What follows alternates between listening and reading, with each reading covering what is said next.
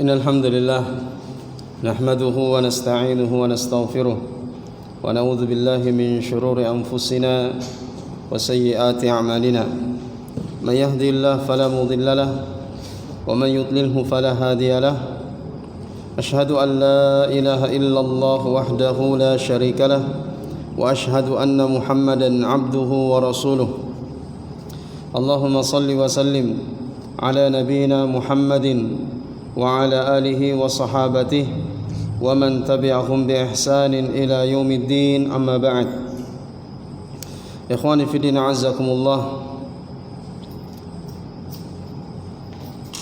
Alhamdulillah, pada malam hari ini Allah Subhanahu wa taala masih mencurahkan nikmat-nikmatnya kepada kita semua. Nikmat sehat, nikmat agama, nikmat menetapi sunnah Nabi sallallahu alaihi wasallam, nikmat yang karenanya kita bisa beribadah dengan sebaik-baiknya kepada Allah Subhanahu wa taala. Semua ini adalah nikmat-nikmat yang sepatutnya untuk selalu kita syukuri kepada Allah Subhanahu wa taala. Ikhwani fi din a'azzakumullah, kita lanjutkan kajian kita dalam pembahasan kitab Syarhus Sunnah yang ditulis oleh Al-Imam Al-Barbahari rahimahullahu taala, di mana kurang lebih 2 bulan lebih ya, atau mungkin hampir 3 bulan ya, kita menonaktifkan kajian. Bahkan masjid kita ini ditutup ya untuk pelaksanaan sholat jamaah, dan semua itu adalah untuk menghindari penyebaran wabah ya, virus corona atau COVID-19, dan juga karena mentaati pemerintah kita yang menganjurkan untuk meninggalkan untuk sementara waktu sholat Jumat dan sholat jamaah. Maka kita meninggalkan masjid jamaah dimuliakan oleh Allah, tidak membuka pengajian ya, adalah karena 2 sebab tersebut ya. Sebab karena ya mungkin ada yang takut terserang wabah dari virus corona ini ya. Kemudian sebab yang kedua adalah ta'atan liwulatil umur, karena mentaati kebijakan dan keputusan pemerintah. Dan apa yang mereka putuskan itu sejatinya bukanlah maksiat ya, bukan maksiat, walaupun zahirnya meninggalkan sholat Jumat dan jamaah, tapi karena mereka inginkan dari hal itu adalah mudarat ya, yang akan menimpa seseorang, maka mereka menetapkan seperti itu. Dan kita sebagai rakyat ya harus bijak dengan keputusan pemerintah tersebut ya, dengan mentaati ya apa yang menjadi keputusan mereka itu. Tayyib. Ya, walaupun saat ini penyebaran virus ini masih terus berjalan ya, akan tetapi pemerintah kita sudah memberikan izin, sudah memberikan kelonggaran untuk membuka masjid dan untuk membuka kajian ya. Mereka telah memberikan kelonggaran ya, pembolehan untuk kita melakukan hal tersebut ya. Terus bagaimana dengan orang yang takut ya terserang atau terkena wabah virus tersebut? Bolehkah dia meninggalkan sholat jamaah? Ya boleh, silahkan ya. Kalau memang Anda sangat takut ya, sehingga ketakutan itu membuat Anda meninggalkan sholat jamaah, maka itu tidak mengapa ya, walaupun pemerintah sudah memberikan izin. Kalau Anda takut maka silahkan, karena memang diantara uzur untuk meninggalkan jamaah adalah al-khauf ya, adalah takut ya, takut dengan bahaya dan seterusnya, maka boleh meninggalkan salat jamaah ya, menurut sebagian ulama yang mensahihkan riwayatnya. Tayyib. Adapun yang tidak takut ya, maka dia wajib untuk salat jamaah, karena pemerintah tidak melarang ya. Kalau pemerintah melarang ya kita ya meninggalkan jamaah karena pemerintah tadi. Tapi ketika pemerintah sudah memberi izin, kelonggaran dan seterusnya ya maka kita wajib untuk mendatangi sholat jamaah. Ya tidak boleh meninggalkannya karena kita tidak punya rasa takut. Ya, adapun sekedar dugaan-dugaan saja maka itu tidak termasuk dalam al-khauf. Baik. Kita lanjutkan kajian kita dalam pembahasan kitab Syarhus Sunnah yang ditulis oleh Imam Al-Barbahari rahimahullah. Ya, selanjutnya beliau mengatakan, "Wa man 'arafa ma taraka ashabul bid'ah minas sunnah wa ma faraqu fihi fatamassaka bihi fa huwa sahibu sunnatin wa sahibu jamaah wa haqiqun ayyuttaba' wa ayyu'ana wa ayyuhfaza wa huwa mimman awsa bihi Rasulullah sallallahu alaihi wasallam."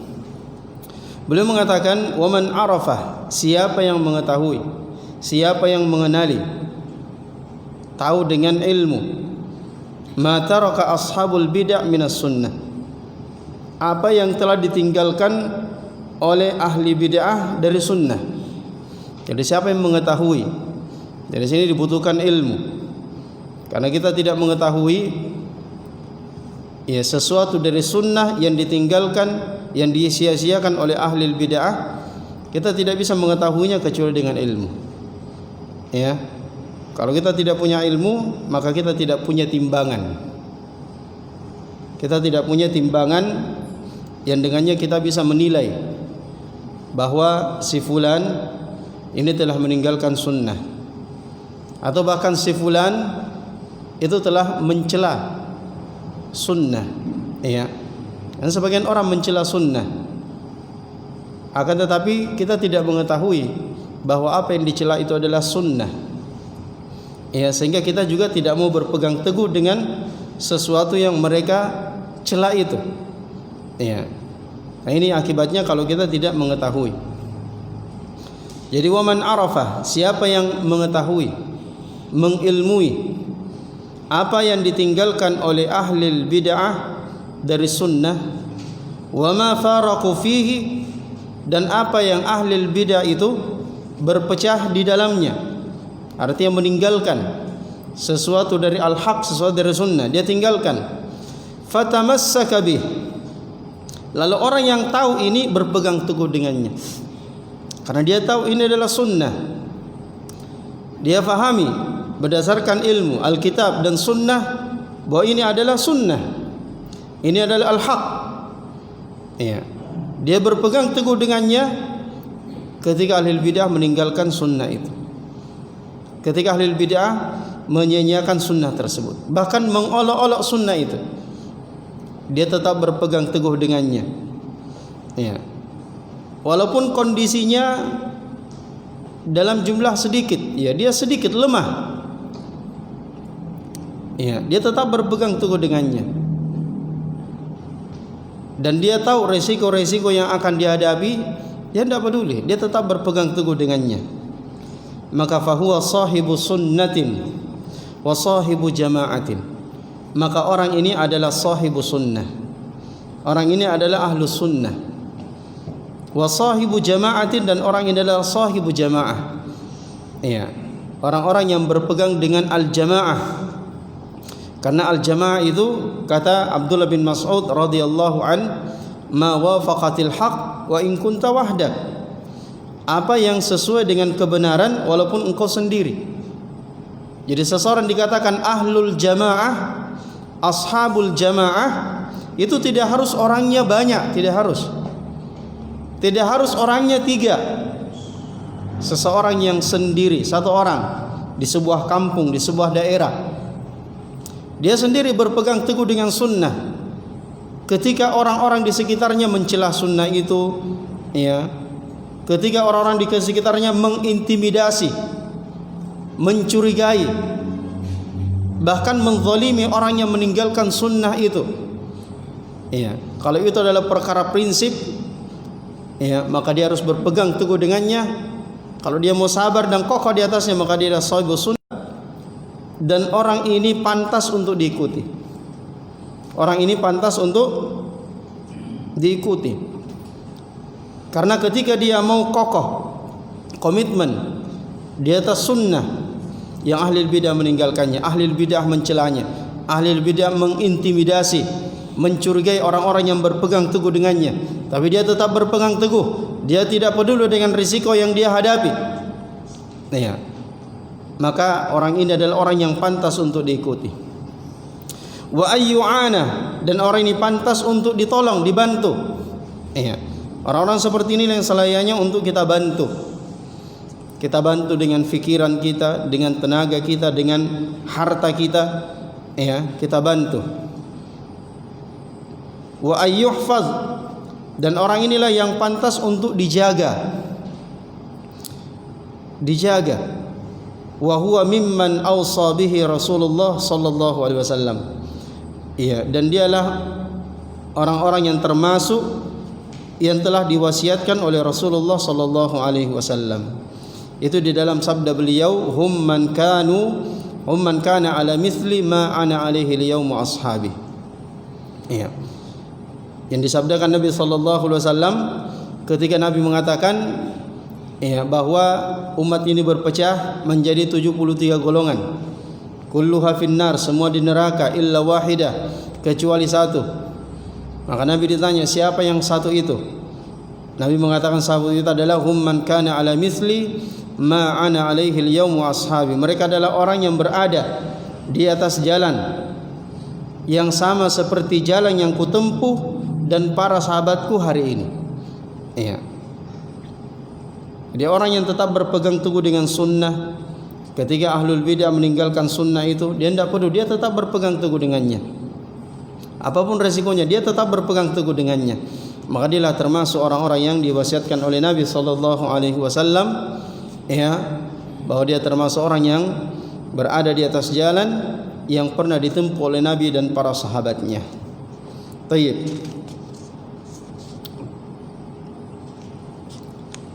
Nah, di sini disebutkan oleh Syekh Shalih Fauzan hafizahullah. Beliau mengatakan walakin hadza yahtaju ila amraini. Akan tetapi hal ini butuh kepada dua perkara. Apa dua perkara itu? Yang pertama adalah al-ilmu. Ya, seperti yang kita sebutkan tadi. Dia butuh ilmu. Ya, bi an nata'allam ma kana alaihi rasul wa ashabu. Ya, yaitu dengan kita mengetahui apa yang Rasulullah dan para sahabatnya berada di atasnya. Ya. Amal jahil fahuwa la ya'lamu hadza. Adapun orang yang bodoh maka dia tidak mengetahui hal ini. Ya. Wa qad yazunnu anna ma 'alaihi al-mukhalif huwa ma 'alaihi ar-rasul wa huwa laysa kadzalik. Dan ini terjadi. Kata beliau, adapun orang yang jahil maka dia tidak mengetahui hal ini. Dan orang yang bodoh itu terkadang ya, dia menyangka bahwa jalan yang ditempuh ya oleh orang-orang yang menyelisih sunnah itulah jalan Rasul. Ya. Jadi dia menyangka ketika orang-orang menempuh jalan selain jalan Nabi, dia menyangka itulah jalannya Rasul, padahal bukan jalan Nabi. Ya, kenapa bisa seperti itu? Karena dia tidak faham. Ya. Maka di sini zaman dimuliakan oleh Allah, kita harus belajar. Ya. Kita terus menggali kitabullah dan sunnah Nabi sallallahu alaihi wasallam agar kita bisa memahami dengan baik ya, mana yang Nabi berada di atasnya dan para sahabatnya, dan mana yang Nabi tidak pernah berada di atasnya atau dari perkara-perkara baru. Kalau kita tidak faham, kita bodoh ya, maka kita tidak akan bisa tahu. Ya, masih mending kalau kita mau bertanya, mengamalkan firman Allah, fas'alu ahla dzikri in kuntum la ta'lamun. Bertanyalah kepada ahlu zikir kalau kau tidak tahu. Ya, nah, masih mending kalau seperti ini, dia tanya kepada seorang dan tempat bertanyanya benar. Ya, yang masalah juga kalau bodoh tidak tahu siapa mau ditanya, akhirnya tanya sembarang orang. Ya, makanya dalam proses belajar zaman dimuliakan oleh Allah, ya perlu untuk kita juga banyak berdoa kepada Allah Subhanahu wa taala. Allahumma inni as'aluka ilman nafi'an. Ya, Nabi membaca doa ini setiap setelah beliau salat subuh. Beliau baca Allahumma inni as'aluka ilman nafi'an wa rizqan thayyiban wa amalan mutaqabbala. Setiap pagi beliau baca doa ini. Beliau membuka paginya dengan apa? Memohon ilmu yang bermanfaat. Ya. Memohon ilmu yang bermanfaat, memohon amal yang diterima, rezeki yang baik. Ini diminta oleh Nabi sallallahu alaihi wasallam. Maka tidak cukup kita belajar, tapi kita harus berdoa. Ya, agar Allah memberikan kita taufik, Agar Allah memberikan kita ya taufik dengan ini kita tahu inilah jalan Rasul sallallahu alaihi wasallam. Kemudian perkara yang kedua yang perlu untuk yang dibutuhkan oleh orang ini adalah as-sabru 'ala sabat 'ala ma alaihi Rasul wa ashabuhu. Ya, itu sabar. Sabar untuk berpegang teguh di atas apa-apa yang Rasulullah dan para sahabatnya ada di atasnya. Jadi tidak cukup kita berada di atas jalan Rasul dan sahabatnya, tidak cukup. Tapi kita harus sabar. Kenapa kita harus sabar?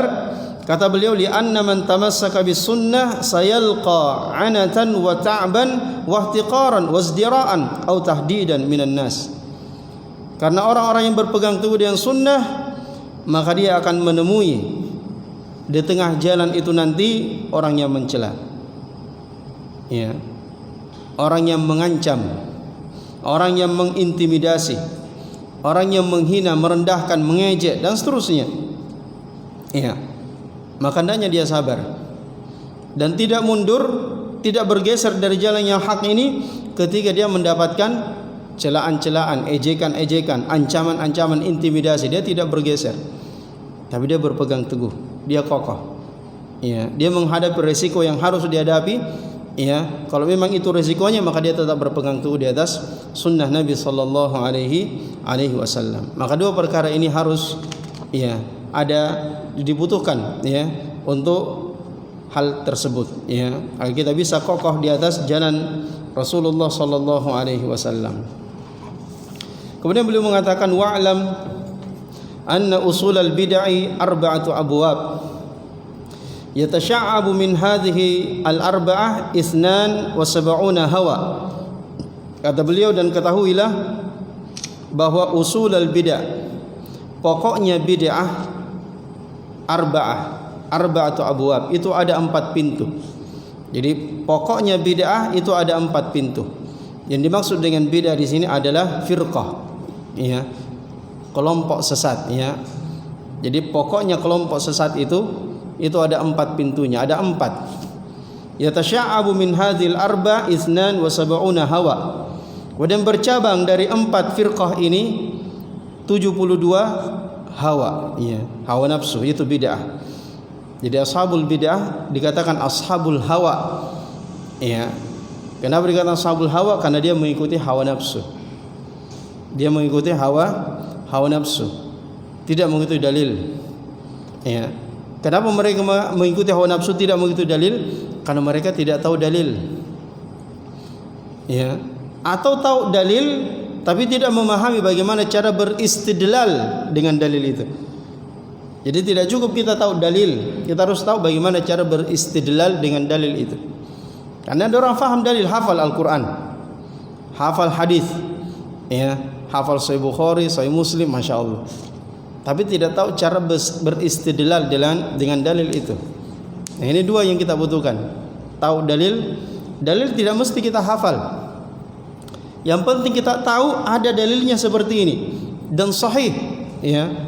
Asal kita tahu ada dalilnya seperti ini, bukan mengada-ada, yakin kita ada tahu dalilnya seperti kita pernah baca, kita pernah dengar dan yakin itu ada sahih. Ya, bukan syaratnya kita harus hafal, tidak. Tapi kita tahu ada dalilnya. Kemudian kita tahu bagaimana cara beristidlal dengan dalil itu. Ya, beristidlal, menggunakan dalil ini sebagai dalil. Bagaimana caranya? Ya, karena kadang seorang menempatkan dalil itu bukan pada tempatnya. Ya kan salah. Menempatkan dalil bukan pada tempatnya sehingga tidak cocok. Apalagi kalau dalil dipotong-potong.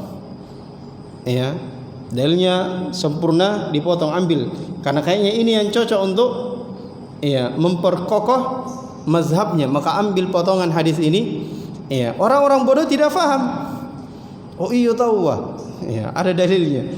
Padahalnya dipotong. Ya. Baik.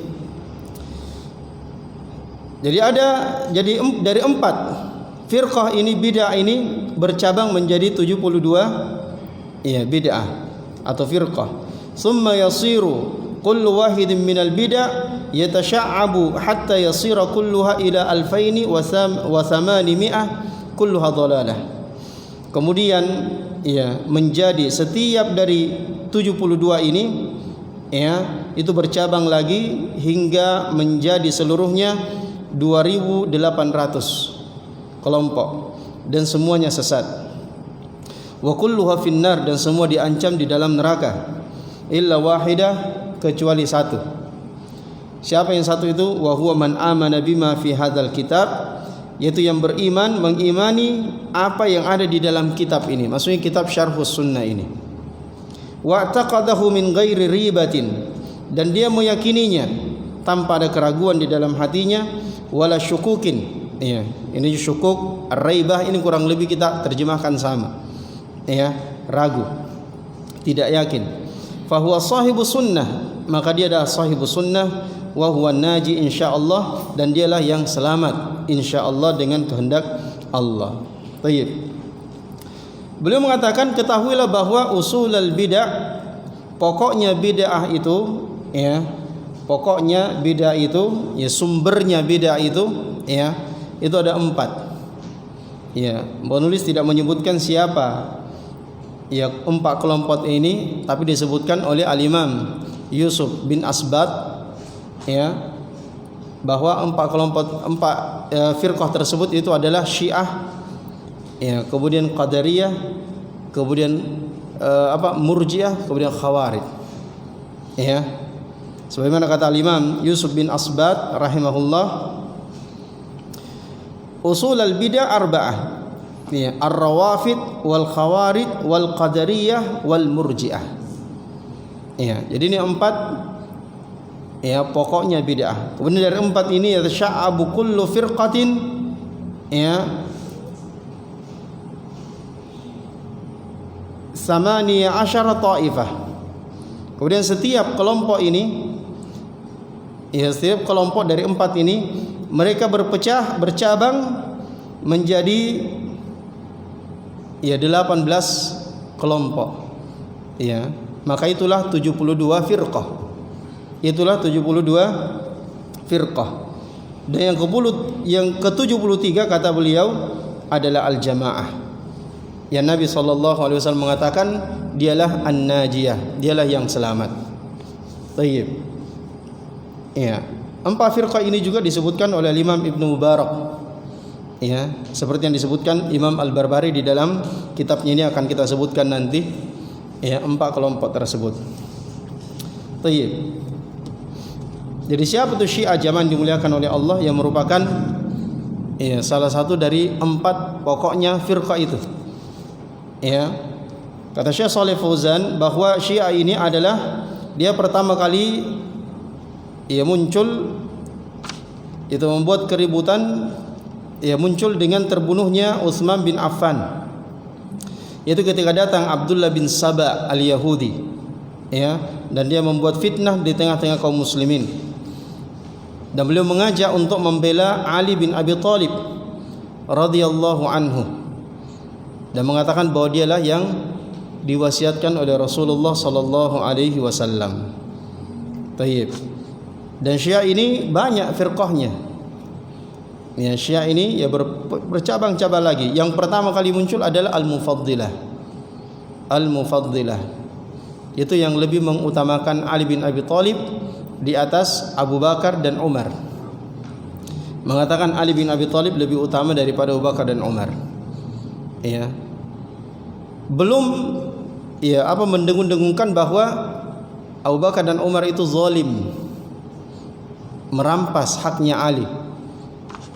Nanti setelah beberapa lama muncul firqah ya, yang lebih jahat lagi dari Al-Mufaddilah ya, yang mengatakan bahwasanya ya Abu Bakar, Umar dan Utsman itu zalim.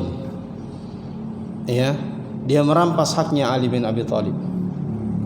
Merampas haknya Ali bin Abi Thalib. Seharusnya Ali bin Abi Thalib yang menjadi khalifah karena dialah yang diwasiatkan Rasulullah, tapi diambil oleh Abu Bakar, kemudian Umar, kemudian Utsman. Makanya mereka sangat membenci Abu Bakar dan Umar. Kemudian ada juga kelompok yang ketiga yang mengatakan bahwa ya sebenarnya yang berhak, yang ditunjuk oleh Allah sebagai Rasul itu Ali, bukan Muhammad. Ya, tapi Jibril ini berkhianat katanya. Ya, Jibril berkhianat. Dia palingkan wahyu itu ya dari Ali kepada Muhammad sallallahu alaihi wasallam. Ini aneh. Yang luar biasa yang mengikuti ini luar biasa. Ya, jadi Jibril katanya berkhianat kepada Allah. Masya Allah. Ya, apa yang dibikin Allah ketika Jibril berkhianat dan dibiarkan selama 23 tahun, ya. Terus wahyu turun. Allah tidak tahu ternyata Jibril berkhianat. Ya. Kemudian ada juga yang lebih jahat lagi yang mengatakan Ali bin Abi Thalib itu adalah Tuhan. Nah, ini lebih luar biasa ini. Dan mereka kelompok ini yang dibakar oleh Ali bin Abi Thalib. Ya. Dibakar oleh Ali bin Abi Thalib dan mereka ridha dibakar oleh Tuhan. Walaupun saat itu Abdullah bin Abbas mengatakan tidak pantas karena yang berhak mengazab menyiksa dengan api itu adalah Allah. La yu'adzibu bin nar illa rabbun nar. Ya, tidak boleh mengazab dengan api kecuali yang punya api yaitu Allah Subhanahu wa taala. Ya. Tapi ya dia cuma ucapkan seperti itu dan tidak melarang Ali bin Abi Thalib. Ya, ini luar biasa, luar biasa. Dia katakan saya Tuhan, Mas. Ya, dibakar oleh Ali bin Abi Thalib, dibuatkan lubang, dinyalakan api di lubang itu kemudian dilempar masuk. Yang mengatakan Ali bin Abi Thalib Tuhan. Ya. Ini lawannya Ashabul Ukhdud ya. Ashabul Ukhdud yang mengatakan dia bukan Tuhan ya dimasukkan dalam api. Ini kebalikan. Yang mengatakan dia Tuhan dimasukkan dalam api. Taib.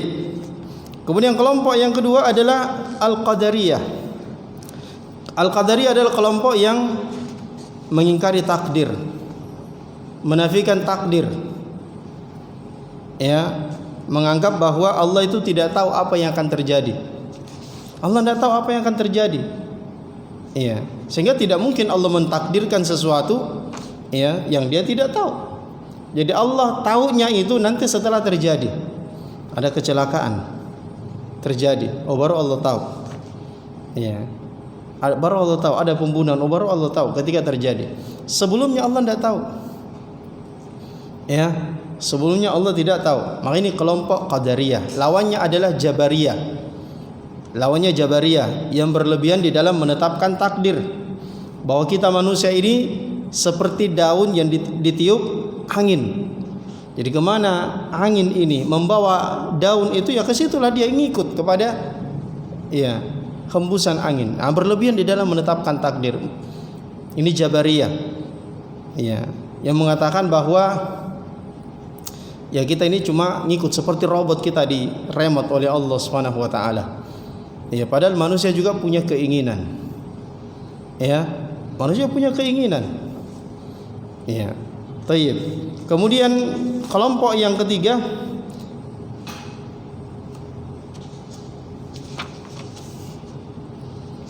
adalah kelompok Al-Khawarij. Ya, kelompok Al-Khawarij alladzina yakhrujuna ala waliyil amril muslimin, yaitu yang memberontak kepada ulil amri kaum muslimin, memberontak kepada penguasa. Ya.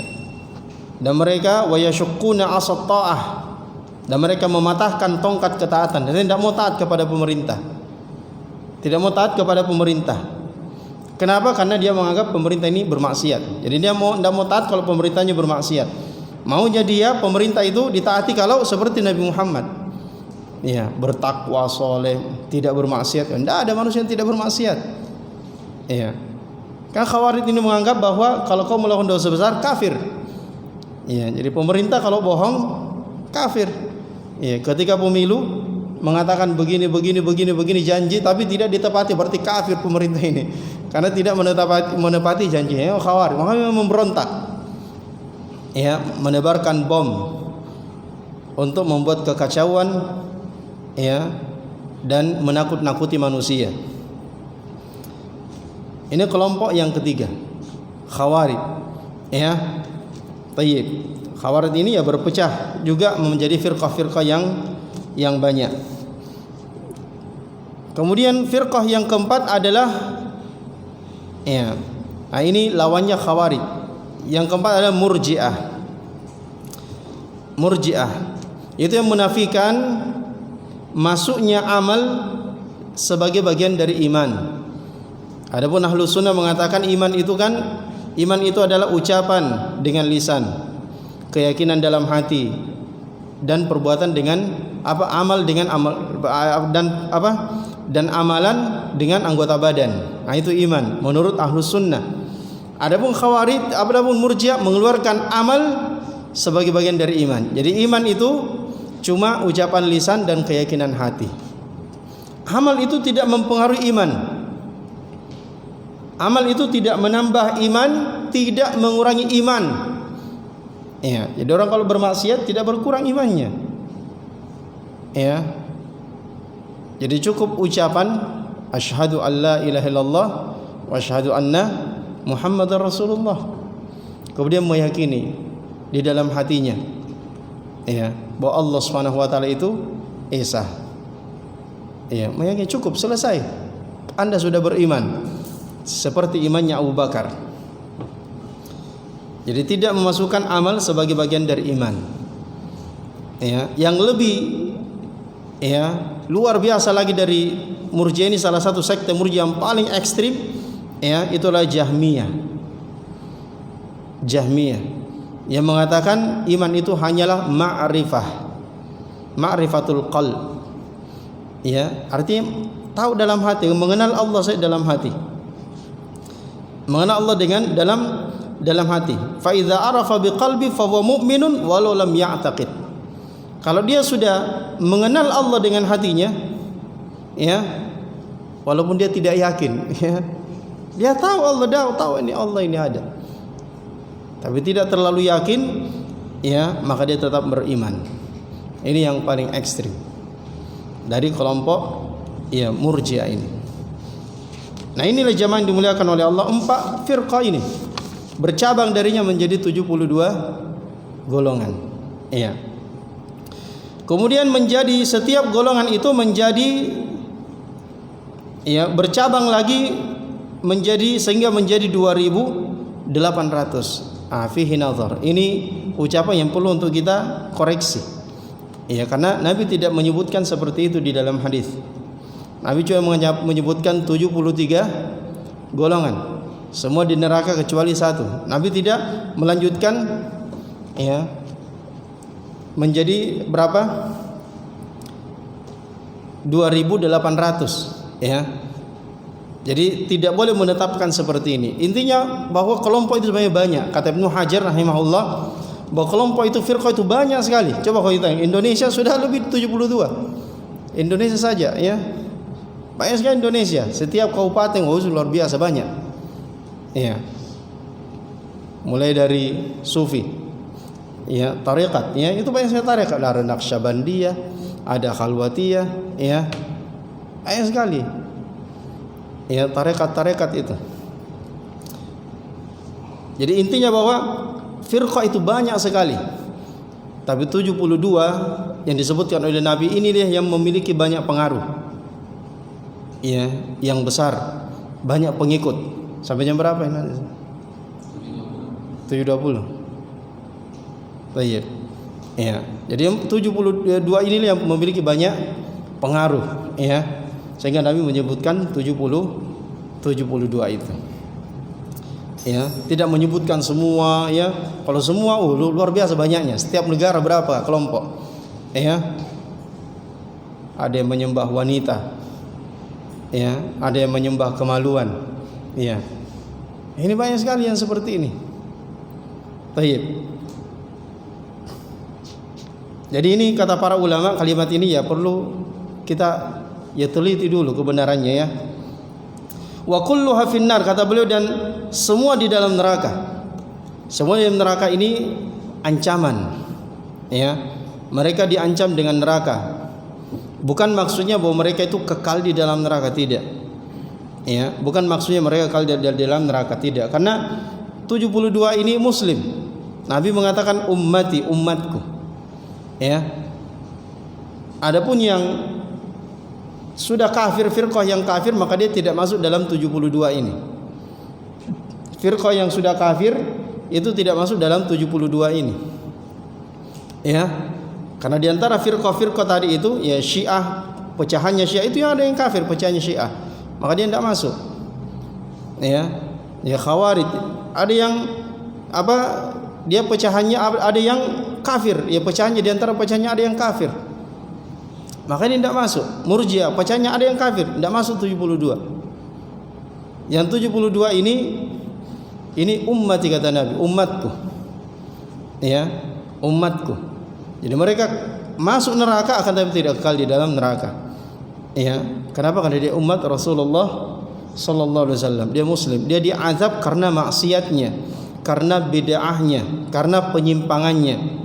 Bukan karena kekafirannya kepada Allah Subhanahu wa taala. Baik.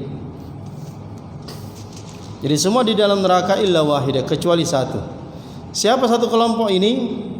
Wa huwa man amana bima fi hadzal kitab, yaitu yang beriman kepada apa yang ada di dalam kitab ini, yaitu kitab Syarhus Sunnah.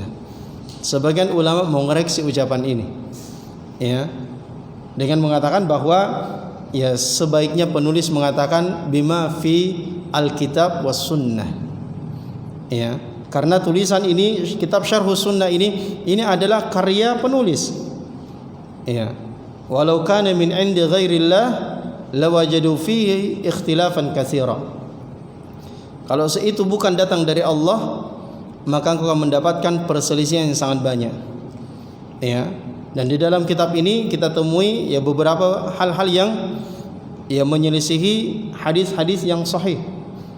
Seperti yang telah kita jelaskan. Maka tidak boleh menjadikan kitab Syarhus Sunnah ini ya sebagai ya landasan mutlak, ya setingkat, ya sejajar dengan kitabullah dan sunnah. Ya, makanya ulama kita sebagiannya mengoreksi ucapan ini. Karena belum mengatakan bima fi hadzal kitab, dengan apa yang ada di dalam kitab ini, itu kitab Syarhus Sunnah. Ya, dan semua pensyarah kitab mengatakan ya adalah kitab Syarhus Sunnah yang beliau maksud. Ya. Jadi selayaknya beliau mengatakan bima fi alkitab was sunnah, yaitu Al-Qur'an dan sunnah Nabi sallallahu alaihi wasallam. Karena ini adalah karya penulis. Dan kalau yang buat itu adalah manusia, ya selalu saja di dalamnya itu ada kesalahan. Ya. Selalu ada kesalahan. Baik. Kitab Sahih Bukhari saja itu kan masih ada yang koreksi. Ya, siapa yang koreksi? Kitab Sahih Bukhari. Ya, Al-Imam Ad-Darqutni. Ya. Itu mengoreksi kitab Sahih Bukhari. Ya, tapi Imam Ad-Darqutni dibantah lagi. Ya.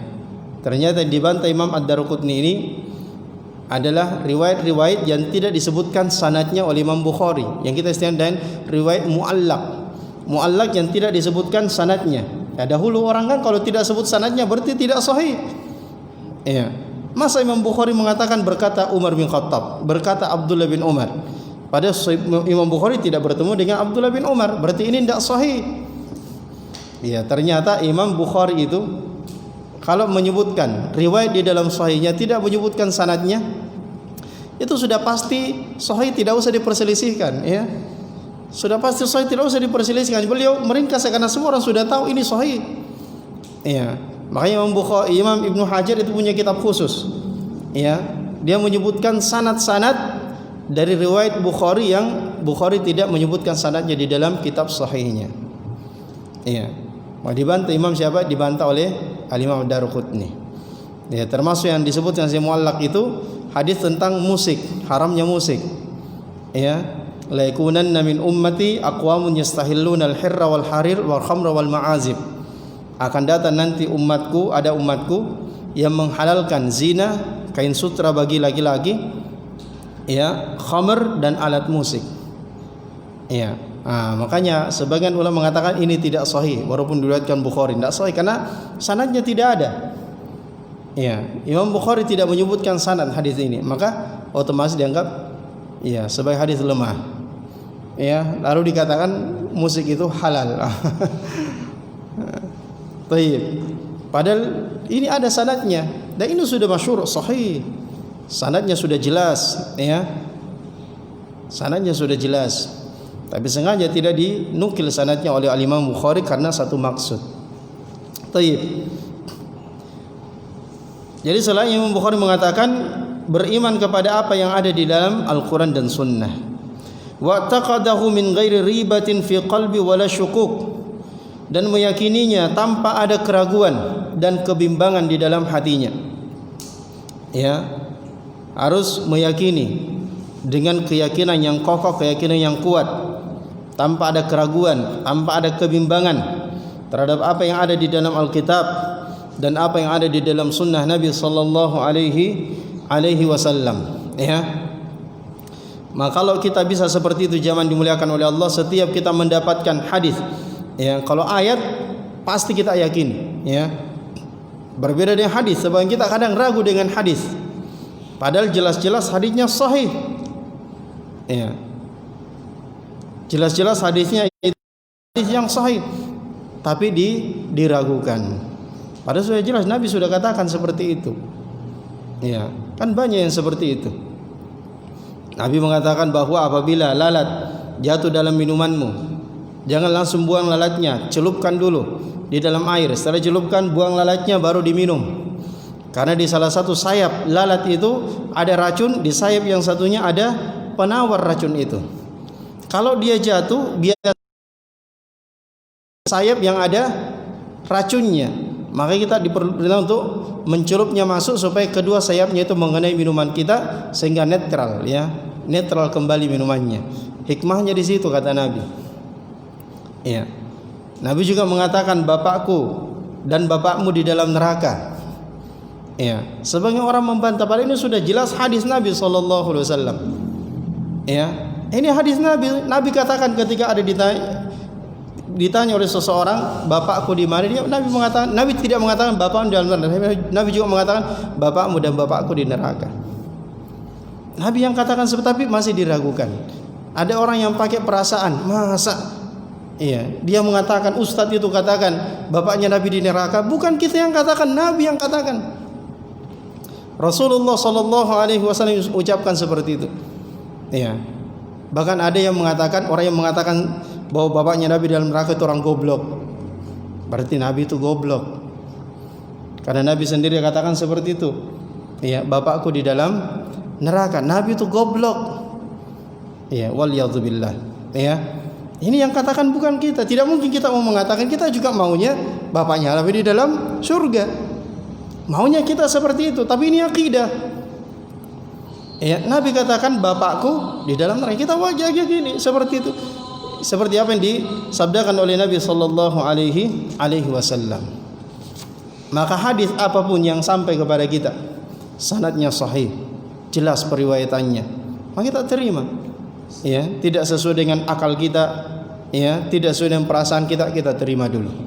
Ya, karena hadis itu kalau sahih pasti sesuai dengan akal, pasti sejalan dengan perasaan. Cuma kadang akal dan perasaan kita itu ya didominasi oleh hawa nafsu, sehingga kita kadang tidak mau terima hadis yang sahih dari Nabi sallallahu alaihi wasallam.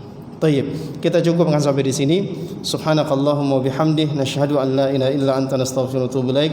Wa sallallahu ala nabiyyina Muhammad wa akhiru da'wana alhamdulillahi rabbil alamin. Wassalamu alaikum warahmatullahi wabarakatuh.